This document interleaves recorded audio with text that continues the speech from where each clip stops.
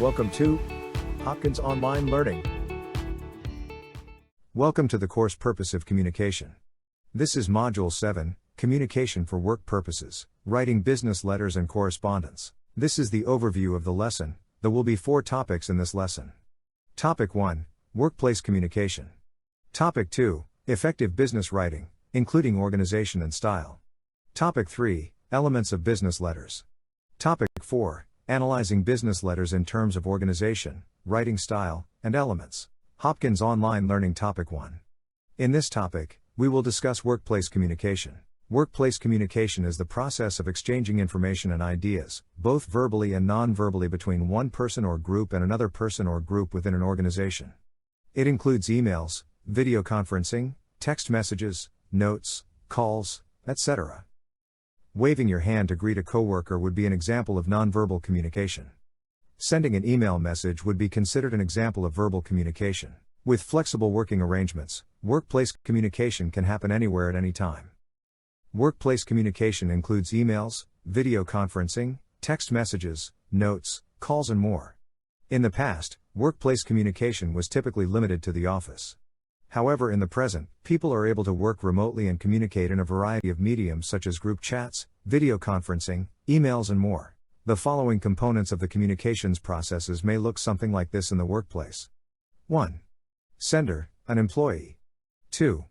Message, a message relating to work matters. 3. Channel, a memo, email, or video conference. 4. Receiver, a colleague or boss. 5. Context, depending on work priorities. An example could be an employee sending the message about customer preferences. The employee could use the email channel to send the message to his boss, who would be the receiver of the message. The context in this case would be workplace matters related to customer preferences. Slack is a workplace communication chat tool which is used by over 10 million workers to communicate daily. Target, one of America's 10 largest retailers, has solidified its standing as a household brand. After all, it delivers products consumers want, thanks in no small part to its network of more than 3,000 engineers. These engineers share a lot of nonverbal information, such as URLs, IP addresses, and code. Slack offers a quick way to share and keep essential nonverbal information, with the right people tagged into the right conversations. The emoji reaction feature further cuts back the communication clutter. Through chat tools such as chat, emojis have also become part of workplace communication. Accenture, one of the largest companies in the world with over 650,000 employees in 2021, is testing the metaverse and creating a virtual workplace. The NTH Floor is a mixed reality experience that can be used to bring a geographically distributed workforce together for coffee meetups, meetings, training sessions, and everything in between. This is more than just a Zoom call, it is like actually being in the same room with your coworkers. It's kind of like being in a video game with them. If you take a look at NTH Floor's introductory video, you see individual characters representing each person at the office. Workers can literally, or virtually, enter the space by putting on virtual reality, VR, headsets. Within this virtual space, they can play videos or even conduct presentations. Choose for each description if it would be best described as workplace communication or academic communication. The answers will be shown in 5 seconds, so you can pause the video as needed. The answers to this question are: 1. Sending an email to a customer. This would be workplace communication. 2. Talking to a professor. This would be academic communication. 3. Waving hello to a coworker. This would be workplace communication. Hopkins Online Learning. Topic 2. In this topic, we will discuss effective business writing, including organization and style. The purpose of business writing is to communicate facts and ideas. In order to accomplish that purpose, each document has key components that need to be present in order for your reading audience to understand the message. From background to language, culture to education, there are many variables that come into play and make effective communication a challenge. The degree to which you address these basic elements will increase the effectiveness of your documents. Each document must address who, what, when, where, how, and why. If you have these elements in mind as you prepare your document, it will be easier to decide what to write and in what order. They will also be useful when you are reviewing your document before delivering it. If your draft omits any one of these elements or addresses it in an unclear fashion, you will know what you need to do to fix it. Here are 2 important elements of effective business writing. 1. Organizing principles. These are principles need to be applied in the arranging of the logical order of the information before presenting them to the audience. 2. Writing style. This is known as voice or tone, is the manner in which a writer addresses the reader. Organizing principles are principles which need to be applied in the arranging of the logical order of the information before presenting them to the audience. Once you know the basic elements of your message, you need to decide in what order to present them to your audience. A central organizing principle will help you determine a logical order for your information. One common organizing principle is chronology, or time. The writer tells what happened first, then what happened next, then what is happening now, and, finally, what is expected to happen in the future. Another common organizing principle is comparison. The writer describes one product, an argument on one side of an issue, or one possible course of action, and then compares it with another product, argument, or course of action. Here are the 17 organizing principles which may be used. 1. Time or chronological. 2. Comparison. 3. Contrast. 4. Cause and effect. 5. Problem and solution. 6. Classification or categorical. 7. Biographical. 8. Space or spatial. 9. Ascending and descending. 10. Psychological. 11. Elimination. 12. Example. 13. Process and procedure. 14. Point pattern. 15. Definition. 16. Testimonial. 17. Ceremonial. The time organizing principle, which is sometimes known as the chronological organizing principle, shows a series of events or steps in a process, which typically has a beginning, middle, and end. It is organized usually by date, so if you compare with the funny meme on the right, it is sequenced by time. It starts by talking about today, followed by talking about tomorrow and concluding with the day after tomorrow. The contrast organizing principle uses contrasting points and highlights the differences between items and concepts. Look at the picture of the right, you could see the contrast between the sleeping baby and the baby that looks awake. You could use this type of contrast when organizing pictures or paragraphs in your business communication. The cause and effect organizing principle establishes a relationship between two events or situations, making the connection clear. In this example, we can see the first situation of having a hard time choosing which potential candidate to hire. This led to the second situation, which was hiring all of the candidates. The challenge of choosing a candidate caused the effect of hiring all of the candidates. Now that we have tackled organizing principles and given examples, we will explore writing style. Writing style, which is also known as voice or tone, is the manner in which a writer addresses the reader. Writing style, also known as voice or tone, is the manner in which a writer addresses the reader. It involves qualities of writing such as vocabulary and figures of speech, phrasing, rhythm, sentence structure, and paragraph length. Developing an appropriate business writing style will reflect well on you and increase your success in any career. We will be discussing these styles in this module, starting with 1. The formal and informal style. 2. The direct and indirect style. 3. The active and passive style. The formal style requires more detail, adherence to rules of etiquette, and avoidance of shortcuts like contractions and expressions. The formal style uses polite words and does not utilize contractions or memes in the writing style. The informal style reflects everyday speech patterns and may include contractions and colloquial expressions, which could be things like gimme or sup. Using the indirect pattern is where you introduce your main idea after the opening paragraph, can be useful if you need a strong opening to get the attention of what you perceive may be an uninterested audience. The direct pattern states the main purpose directly, at the beginning, and leaves little room for misinterpretation. In the example given, if you were to ask people to clean a beach using the indirect pattern, you would first start with the benefits of keeping a clean society. In the same example, if you were to say the same message directly, you would immediately communicate that it is important to start cleaning the beach right now. Active sentences tend to be shorter, more precise, and easier to understand.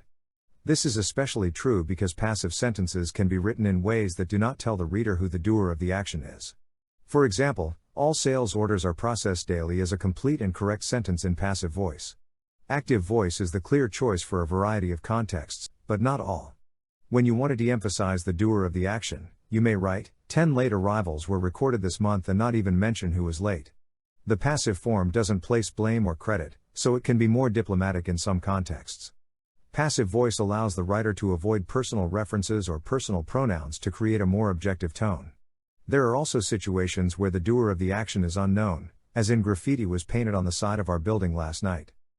Overall, business communication resources tend to recommend active voice as the preferred style. Still, the styles themselves are not the problem or challenge, but it is how we use them that matters. A skilled business writer will see both styles as options within a range of choices and learn to distinguish when each style is most appropriate to facilitate communication. In this review quiz, you will be asked to identify which writing style best matches the description. The answers could be active, passive, direct, indirect, formal or informal. You may pause the video now before we show the answers. The answers are: 1. A sentence structure in which the subject carries out the action. This would be the active style. 2. A sentence structure in which the subject receives the action. This would be the passive style. 3. Main idea is introduced after the opening paragraph. This would be the indirect style. Hopkins Online Learning Topic 3. In this topic, we will discuss elements of business letters. Letters are brief messages sent to recipients that are often outside the organization. They are often printed on letterhead paper, and represent the business or organization in 1 or 2 pages. Shorter messages may include emails or memos, either hard copy or electronic, while reports tend to be 3 or more pages in length.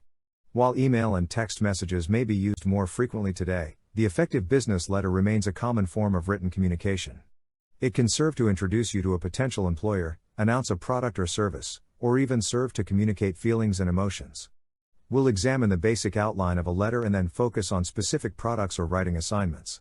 Letters may serve to introduce your skills and qualifications to prospective employers, deliver important or specific information, or serve as documentation of an event or decision. Regardless of the type of letter you need to write, it can contain up to 15 elements in 5 areas. While you may not use all the elements in every case or context, they are listed in this table. 1. Return address. Where someone could send a reply. 2. Date. Placed at the top, right or left justified, 5 lines from the top of the page or letterhead logo. 3. Reference or RE indicates what the letter is in reference to, the subject or purpose of the document. 4. Delivery. To make it clear to a third party that the letter was delivered via a specific method, such as certified mail. 5. Recipient note. Indicates if the letter is personal or confidential. 6. Salutation. A common salutation may be Dear Mr. But if you are unsure about titles such as Mrs., Ms., Drive, you may simply write the recipient's name, example Dear Cameron Rye, followed by a colon. A comma after the salutation is correct for personal letters, but a colon should be used in business. The salutation to whom it may concern is appropriate for letters of recommendation or other letters that are intended to be read by any and all individuals. If this is not the case with your letter, but you are unsure of how to address your recipient, make every effort to find out to whom the letter should be specifically addressed. For many, there is no sweeter sound than that of their name, and to spell it incorrectly runs the risk of alienating the reader before your letter has even been read. Avoid the use of impersonal salutations like Dear Prospective Customer, as the lack of personalization can alienate a future client. 7. Introduction. This is your opening paragraph, and may include an attention statement, a reference to the purpose of the document, or an introduction of the person or topic depending on the type of letter. An emphatic opening involves using the most significant or important element of the letter in the introduction. Readers tend to pay attention to openings, and it makes sense to outline the expectations for the reader up front. Just as you would preview your topic in a speech, the clear opening in your introductions establishes context and facilitates comprehension. 8. Body. If you have a list of points, a series of facts, or a number of questions, they belong in the body of your letter. You may choose organizational devices to draw attention, such as a bullet list, or simply number them. Readers may skip over information in the body of your letter, so make sure you emphasize the key points clearly. This is your core content, where you can outline and support several key points. Brevity is important, but so is clear support for main points.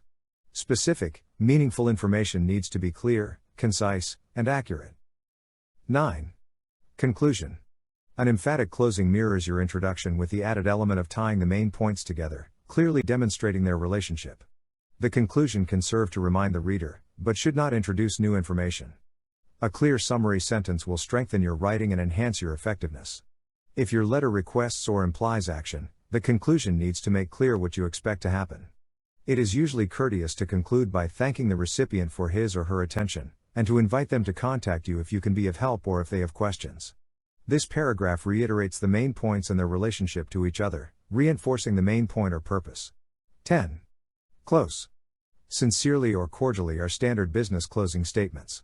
Love. Yours truly, and BFF are closing statements suitable for personal correspondence, but not for business. Closing statements are normally placed 1 or 2 lines under the conclusion and include a hanging comma, as in sincerely. 11. Signature. 5 lines after the close, you should type your name, which is often required, and, on the line below it, your title, which is often optional. 12. Preparation line. If the letter was prepared, or word processed, by someone other than the signatory, then inclusion of initials is common, as in MJD or ABC. 13. Enclosures or attachments. Just like an email with an attachment, the letter sometimes has additional documents that are delivered with it. This line indicates what the reader can look for in terms of documents included with the letter, such as brochures, reports, or related business documents. 14. Courtesy copies or CC. The abbreviation CC once stood for carbon copies but now refers to courtesy copies. Just like a CC option in an email, it indicates the relevant parties that will also receive a copy of the document. 15. Logo or contact information. A formal business letter normally includes a logo or contact information for the organization in the header. In this review quiz, you will be asked to identify which business letter element is most appropriate to the given descriptions. You may pause the video now before we show the answers. The answers are: 1. This is the core content of a business letter, where several key points can be outlined and supported. This would be the body. 2. This part of a business letter reinforces its main point or purpose. This would be the conclusion. 3. Included in a formal letter placed in the header or footer. This would be the logo and or contact information. Hopkins Online Learning Topic 4. In this topic, we will discuss analyzing business letters in terms of organization, writing style and elements. Using what we have learned, let's analyze different letters by creating this checklist. Here are the steps we will use. 1. Organization principle used. 2. Writing style used. Formal versus informal style. Direct versus indirect style. Active versus inactive voice. 3. Elements of a business letter it contains. Example 1, complaint letter. The content of the letter is as follows. Dear Mr. Noah. Yesterday, we were told that the ARC would leave in 2 days. We would like to complain about not being informed that the ARC left today instead of tomorrow as previously scheduled. Kind regards. The Unicorns. Step 1. Determine the organization principle used. The organization principle which was used is time. The author, namely the Unicorns, details the sequence of events using the organization principle of time. The author of the letter begins by speaking about the events that happened yesterday and then concludes the letter complaining about the events that happened today. Step 2. Determine the writing style used. The formal style was used. Formal and polite language was used and shortcuts were avoided. The direct style was used. The first sentence did not state the purpose of the letter, but rather gave the situation. The active voice was used. The subject carries out the action and personal pronouns, you, we, were used. Step 3. Determine the elements of a business letter it contains. It contains few of the elements of a business letter, namely, salutation, introduction, body, conclusion, close, signature line, and also misses out many details such as return address, date, reference, delivery, recipient note, preparation line, enclosures, courtesy copies, logo, and contact information. Here is the summary analysis of example 1, complaint letter. 1. Organization principle used. The time principle. 2. Writing style used. The formal and indirect style were used. The voice used was the active voice. 3. Business letter elements contained. Few of the elements were contained. Example 2, business letter. Step 1. Determine the organization principle used. The organization principle used was elimination. The author outlines reasons on producing hard copy letters despite that email largely replaced letter writing for many applications. From these, the author concluded that letter writing continues to be a required skill in the business environment now and in the future. Step 2. Determine the writing style used. The formal style was used. Formal and polite language was used. The direct style was used.